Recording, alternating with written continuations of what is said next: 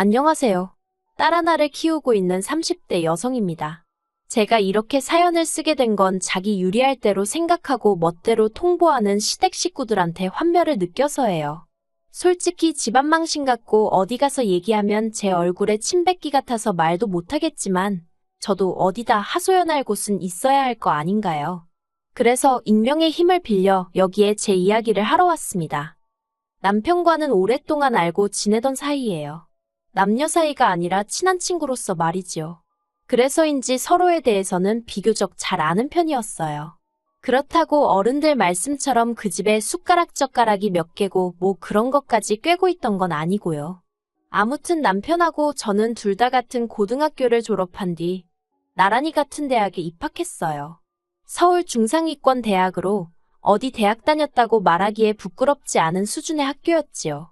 다만 전공이 남편은 국어국문학, 저는 컴퓨터공학이에요. 몇몇 사람들은 농담이랍시고 남녀가 뒤바뀐 거 아니냐 그런 소리도 하는데 솔직히 황당해서 그냥 웃고 넘겨버려요. 그런데 저희가 학교에 입학했을 때부터 소위 문과가 인기가 떨어졌거든요. 그래서인지 취업 시장에서 남편은 취업에서 몇 번의 고배를 마셔야 했습니다. 하지만 저는 꽤 이름난 IT 회사에 한 번에 붙더라고요. 각자 사회생활을 시작한 이후로도 저희 관계는 특별히 달라지지 않았습니다.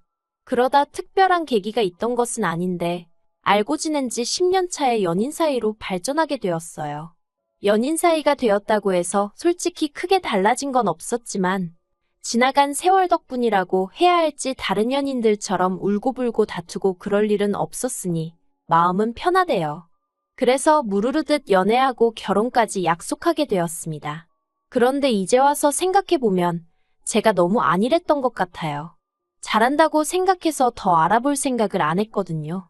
남편 가족들이 정말 어떤 사람들인지 또 어떻게 살아왔는지 제가 잘한다고 생각했던 건 껍데기에 불과했는데 말이지요. 저희가 어떻게 시작했는지 말하자면 일단 결혼식과 예단 예물은 남들이 하는 만큼 했어요. 처음에는 허례허식은 생략하자 어쩌자 그런 소리가 저희 둘 사이에서 나오기도 했었는데 시댁에서 결혼식이 애들 장난도 아니고 니들 마음대로 하냐고 화를 어찌나 내시던지. 그래서 적당한 웨딩홀에서 양가 부모님이 반반 부담해 주셔서 식을 올렸습니다. 예단 예물도 마찬가지로 남들 주고받는 정도로 나중에 말 나오지 않을 만큼만 했어요. 그리고 그 당시에 양가로부터 5천만 원씩 지원받고 저희가 모아둔 돈 보태서 작은 아파트도 하나 샀네요. 솔직히 결혼식 문제로 꾸지람을 들었던 것을 제외하면 크게 불만 가질 만한 일도 없었고 그저 앞으로 남편과 잘 사는 모습만 보여드리면 될 줄 알았어요.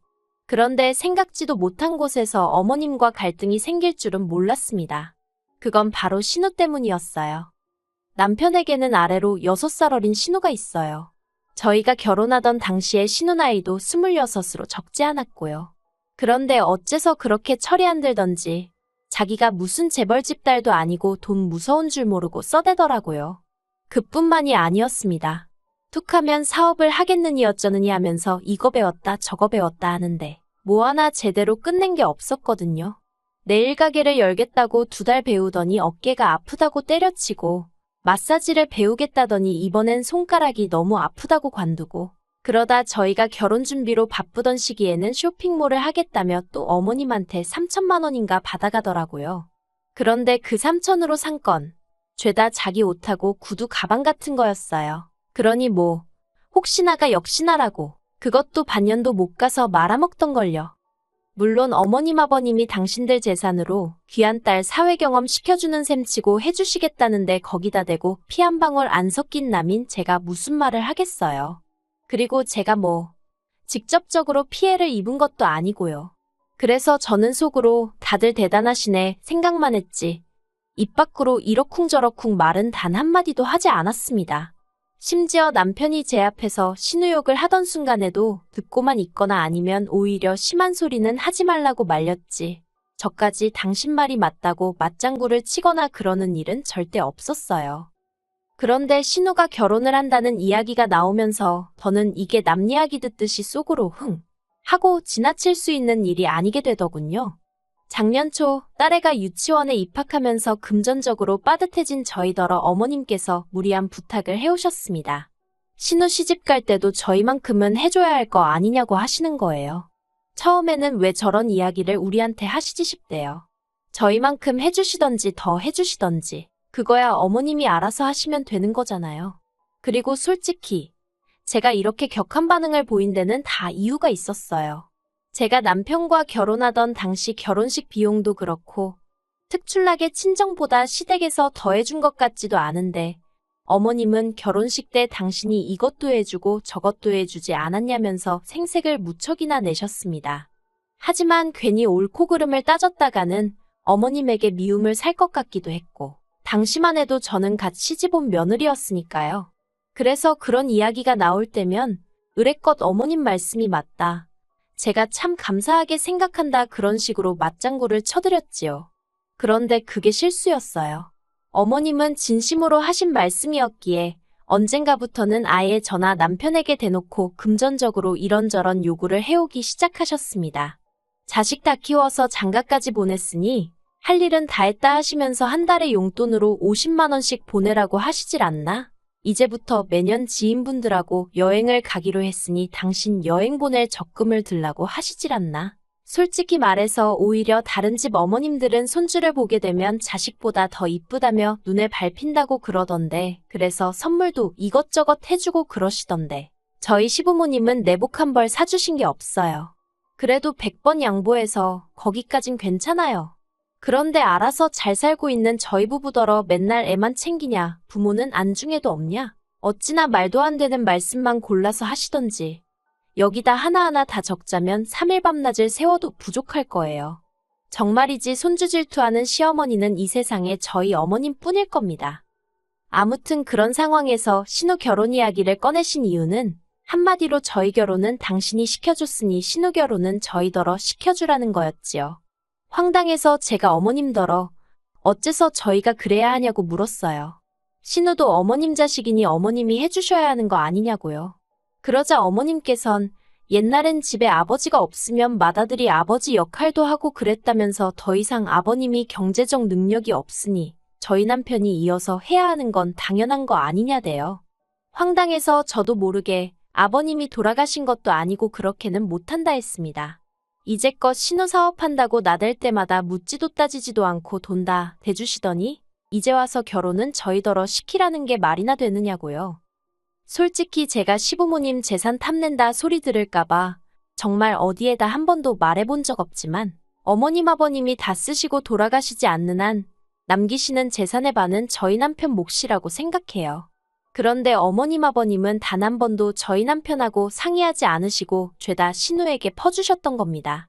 그리고 그럴 때마다 저는 그래 어머님 아버님이 살아계시는 한 두 분이 당신들 재산을 어떻게 쓰시던 그건 내 알 바가 아니다 되뇌었어요. 오히려 서운함을 느끼는 스스로가 한심하게 느껴지기도 했지요.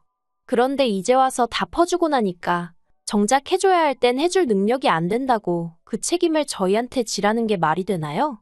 저는 도저히 그 말씀을 따를 수가 없었습니다. 결국 어머님과 저는 그날 앞으로 서로 보고사내만의 소리가 나올 정도로 크게 다투게 되었습니다. 그런 와중에도 아버님은 먼 산만 보고 계셨고 남편은 남편대로 어머님께 우리한테 왜 그러냐고 투덜거릴 뿐이었기에 이렇다 할 결론이 나지 않고 있었지요. 그런데 그 시기에 신우가 충격적인 소식을 전해왔어요. 사실은 자기가 임신을 했다면서 자기는 상관이 없는데 시댁 그러니까 심해부 쪽에서는 주변 사람들 보기 남사스럽다고 하루빨리 식을 올려야 할 것 같다고요. 그리고 그런 상황이 되자 어머님과 제가 다툰 건 마치 없던 일처럼 아무도 입에 올리지 않았고 모두가 신우 결혼식에만 집중하게 되었네요. 그리고 자세한 건 모르지만 어머님이 어디서 돈을 융통해 오셨는지 신우도 남들한테 싫은 소리 안 들을 만큼 할 거해서 시집을 가긴 갔어요. 받은 건 뭘 얼마나 받았는지 모르겠지만요. 이후로 어머님과는 얼마 전까지 그날의 싸움에 대해서는 한마디도 안 했어요. 명절이다 뭐다 온 집안 식구들이 모인 자리에서도 물론이고 어쩌다 용건이 있어서 하게 된 전화통화에서도 말이에요. 그런데 지난달 아버님 생신 때문에 모인 자리에서 생각지도 못한 소리를 듣게 되었습니다. 신우는 당시 독박 육아로 7개월 된 아들을 돌보고 있었어요. 그런데 이제 애가 발달이 늦어서 뒤집은 지도 한 달 정도밖에 안 되었고 앉아있는 것도 잘 못해서 신우가 잠시도 눈을 뗄 수가 없었던 모양이에요. 그러니 자기 개인적인 시간은 고사하고 화장실 가는 것도 제때 못 간다면서요. 그리고 그런 이야기를 하는 신우는 정말로 얼굴도 푸석푸석하니 상태가 좋아 보이지 않았습니다.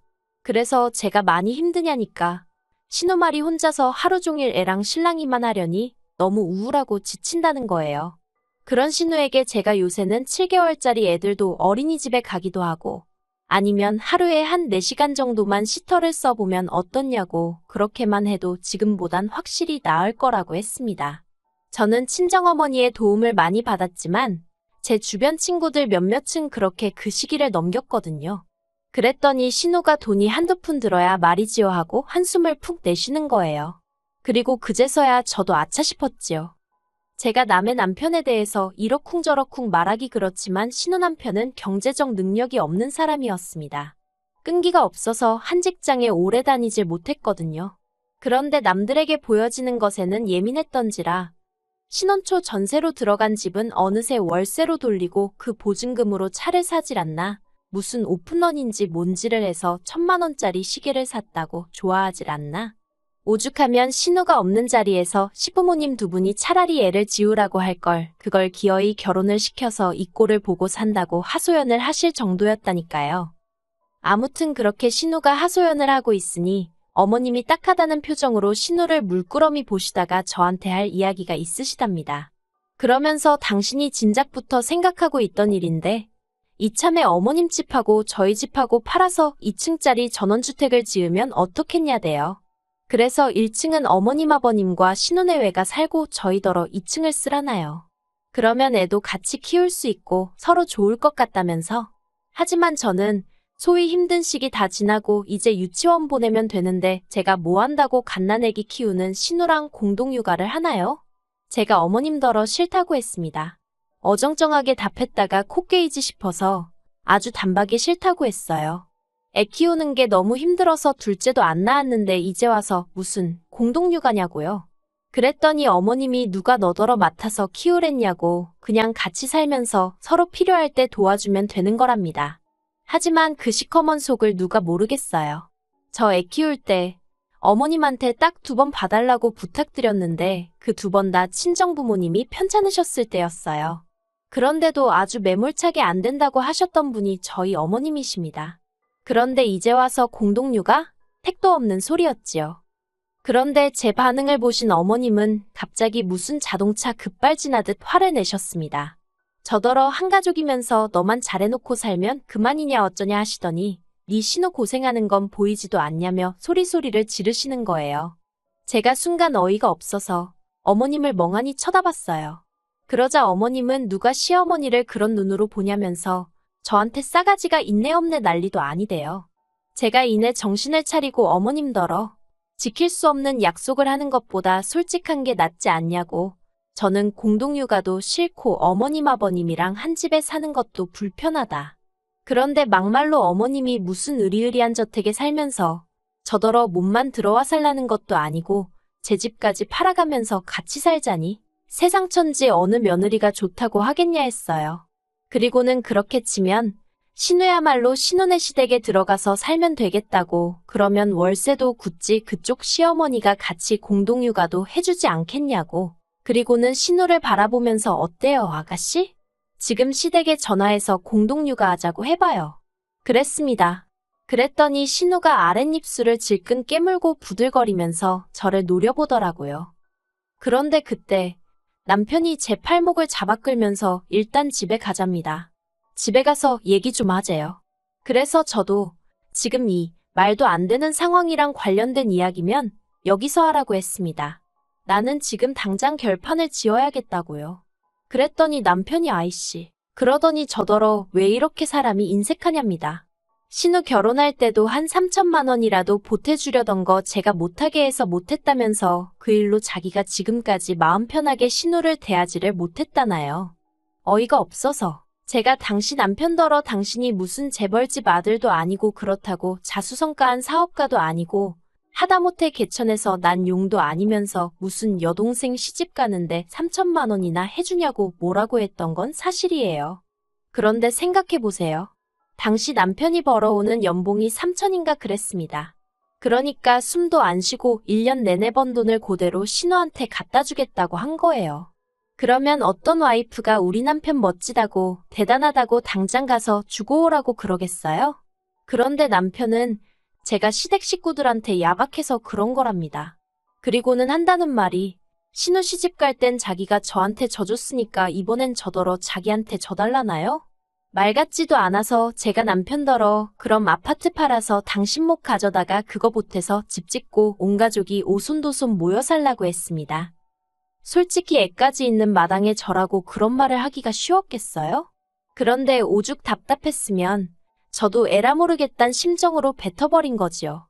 그리고 다행이라고 해야 할지 남편이 이혼하자는 거냐며 얼굴이 하얗게 질리더라고요.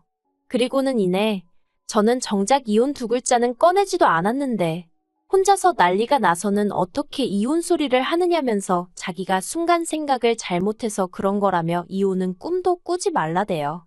그리고는 어머님더러 이것 보라고 어머니가 말도 안 되는 소리를 하시니까 멀쩡히 사는 아들 부부도 이혼 소리까지 나오지 않냐면서 하나밖에 없는 손녀 편부모 가정에서 자라게 할 생각 아니면 쓸데없는 말씀은 하지 마시랍니다.